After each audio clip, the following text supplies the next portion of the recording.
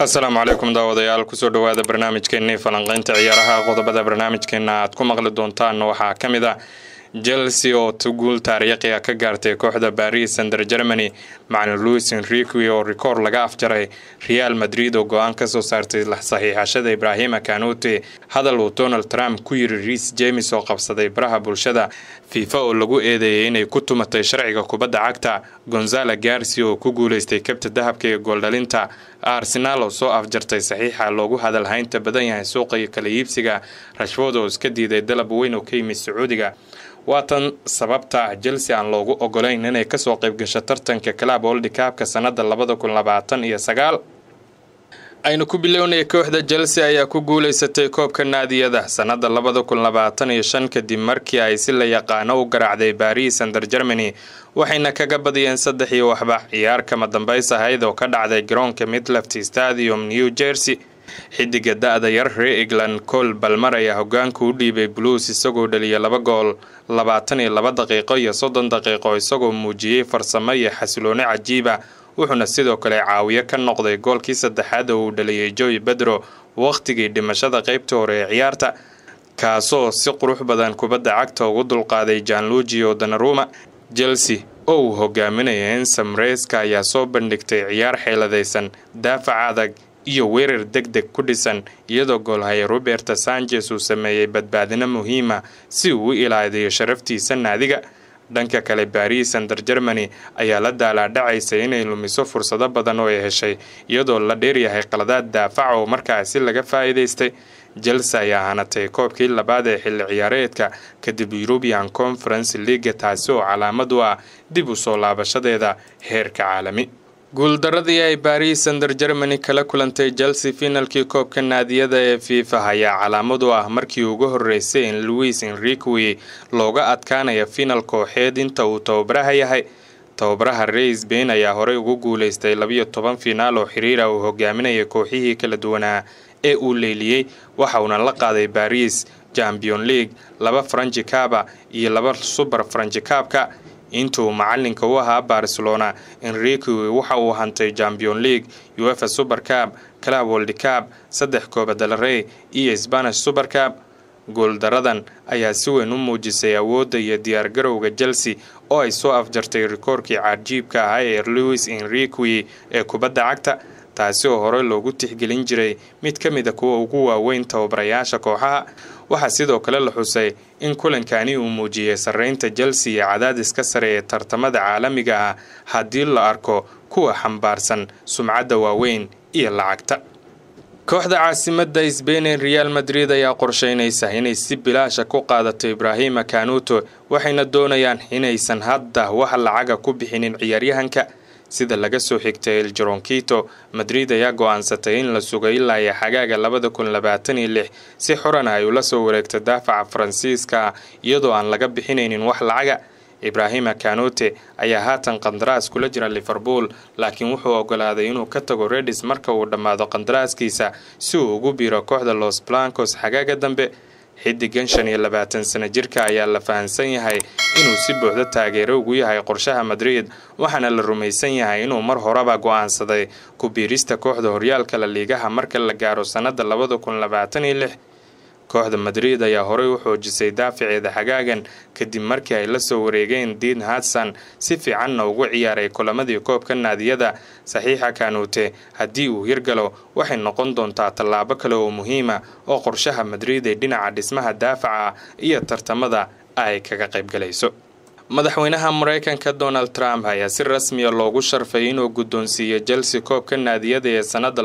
2025 kadib guushii ay ka gaareen Paris Saint-Germain ciyaartii kama dambayska ahayd ee ka dhacday New Jersey kadib markii loo dhiibay kabtaanka Reece James koobka Trump ayaa eg istaagay hortiisa isagoo ciyaartoyda isku diyaarinayeen dabaaldega James ayaa si edeb looga codsaday madaxweynaha inuu baneeyo goobta balse Trump ayaa ku jawaabay maya aniga waan idinla dabaaldegaya arrintan ayaa keentay in James uu kor u qaado koobka iyadoo Trump uu weli taagan yahay hortiisa, taasi oo abuurtay muuqaal si weyn loo hadalhayo baraha bulshada. dhanka kale Trump ayaa u muuqday mid aan caadi ahayn marka loo eego xafladii caalamiga ee kubadda cagta, waxaana falcelin kala duwan ka keenay taageerayaasha iyo saxaafadda. si kastaba ha ahaatee, Chelsea ayaa lagu xasuusan doonaa habeenkan guul weyn iyo marti lama filaana oo kala soo muuqatay dabaaldegeeda.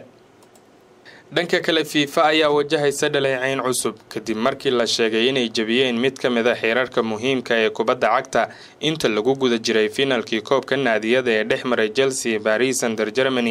ciyaar ka dhacday magaalada East Randall ee New Jersey. saxafiga caanka sportska Marcia Ziegler ayaa The Times si toos ah ugu weydiiyay su'aal FIFA isagoo qoray baraha bulshada: maxay faa'iido leedahay in FIFA ay sheegto inay ilaalinayso xeerka ciyaarta hadiiba iyada ay jabinayso xeerka 15 daqiiqo ee nasashada?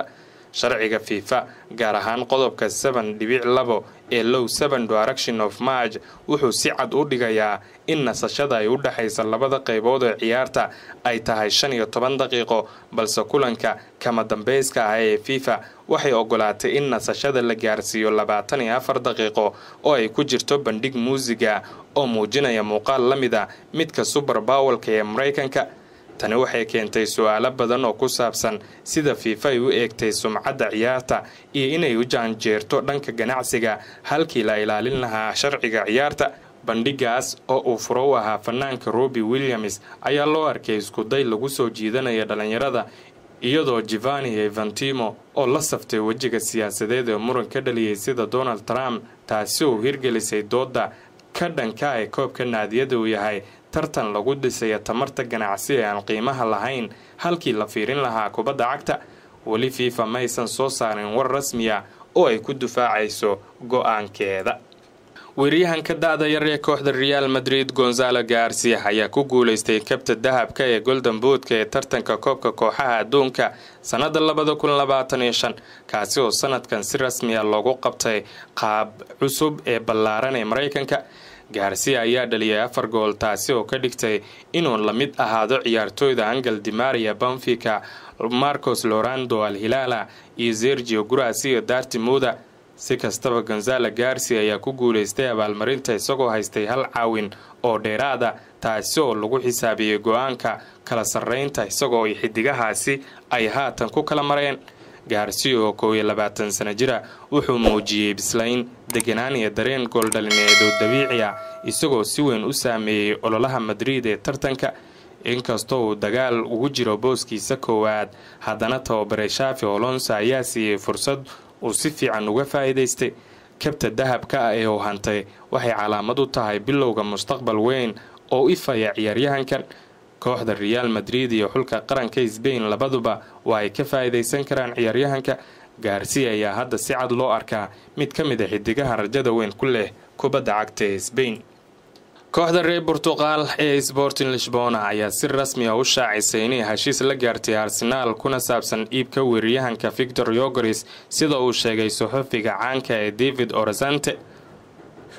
wararkan ayaa imaanaya iyadoo Gyökeres uu muddo ku riyoonayay ku biirista Arsenal, isagoo xitaa ka gadooday tababarka xagaaga ee Sporting Lisbona si uu u cadaadiyo kooxdiisa inay fasaxaan. waxaa sidoo kale la xaqiijiyay wakiilka Gyökeres Xasan uu isagana ka tanaasulay lacagtii wakiilnimada si uu u fududeeyo dhaqso hirgelinta heshiiskan. Gyökeres oo 26 sano jira reer Sweden ayaa Arsenal u noqonaya lambarka 9aad ee muhiimka ah xilli ciyaareedka cusub, waxaana la wadaa inuu saameyn weyn uu ku yeesho Premier League Ingiriiska. heshiiska rasmiga ah waxaa la filayaa in si degdeg ah loo dhammaystiro maalmaha soo socda.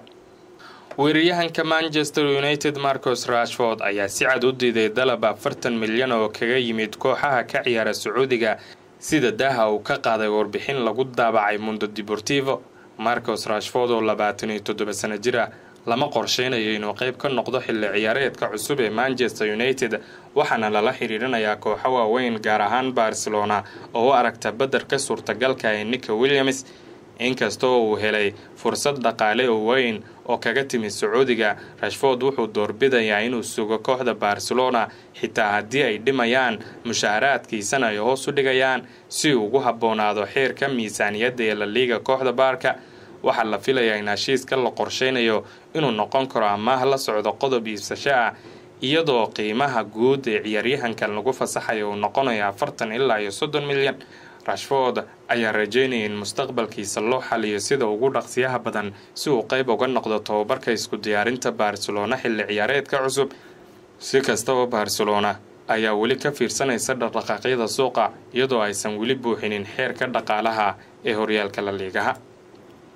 Inkastoo si cajiib ay u garaaceen Paris Saint-Germain isla markaana ay ku guuleysteen koobka naadiyada, kooxda Chelsea ayaan weli xaqiijinin ka qaybgalkeeda tartanka 2029 halka kooxaha laga adkaaday ee Paris si rasmi ah loogu daray. Tani waxay u muuqataa arrin muran badan dhalinaysa, gaar ahaan iyadoo Enzo Maresca iyo ciyaartooydiisu ay soo bandhigeen waxqabad la yaab leh iyadoo Cole Palmer 2 gool u dhaliyay halka Joey Pedro uu raacsaday gool qurux badnayd qaybtii hore ee ciyaarta. Si kastaba Chelsea ayaan loogu darin Club World Cup-ka sanada 2029 waxaana xeerka habdhaqanka ee FIFA uu qorsheynayaa 32 kooxood ee ku tartamaya ka qaybgalka inay qaybsanayaan kooxaha waxayna ku salaysan tahay nidaamka qaaradaha. Yurub 12 kooxood, Kombolka 6 kooxood, Aasiya 4 kooxood, Afrika 4 kooxood, Waqooyi iyo Bartamaha Ameerika 4 kooxood, Oceanka 1 koox, qaarada martida loo yahay oo 1 kooxa.